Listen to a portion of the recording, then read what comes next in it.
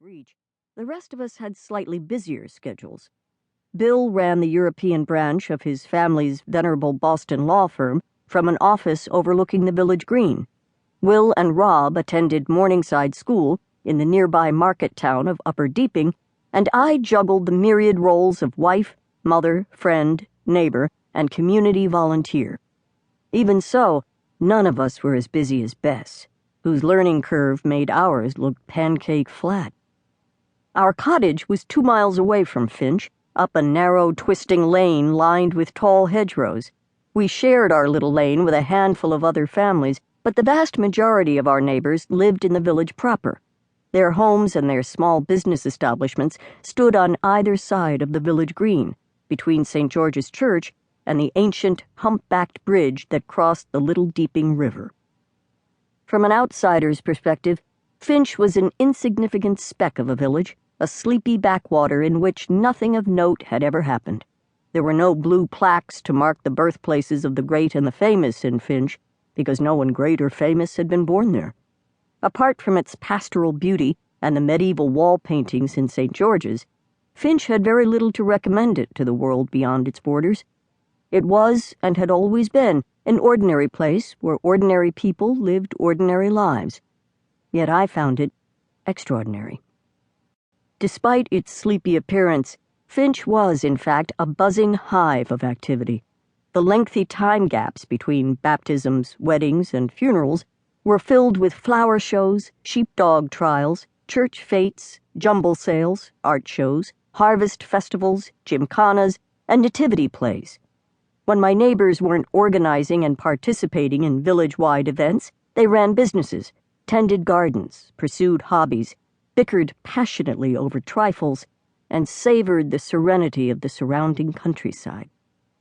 Their favorite pastime, however, was the passionate pursuit of local gossip. The villagers paid no attention to so-called celebrity news and very little to world events, but they had an encyclopedic knowledge of one another. Weight gains and losses, new haircuts, altered clothing, and sudden mood swings were observed minutely and discussed endlessly wherever 2 or more villagers met. Sally Cook's tea room was a popular conversation spot, but so too were Peacock's pub, the greengrocer's shop, the church, the bridge, the village green, the bench near the war memorial, the old schoolhouse that served as our village hall, Peggy Taxman's well-stocked general store, and every kitchen table in every cottage.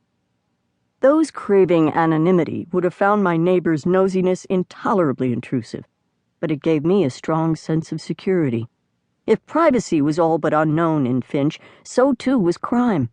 The villagers could spot a suspicious stranger faster than a kestrel could spot a field mouse, and they were quick to alert others to the sighting. I knew that my children were safe in Finch because I knew how many eyes were trained on them.